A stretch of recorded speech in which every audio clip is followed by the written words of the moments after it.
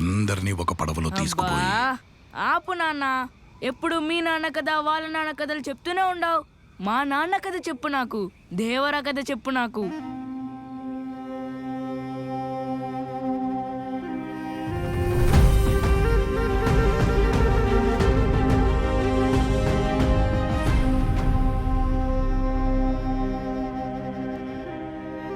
తరువాత తరానికి చెప్పుకునే అంత కథలు కావురా మీ నాయనవి.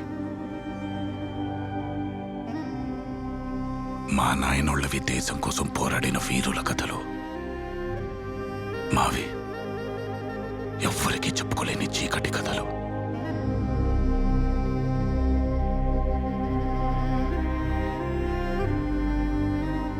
బతికున్నామే గాని భావితరాలకి కథలుగా చెప్పుకునేలా ఈ బతుకులు మారతాయో లేదో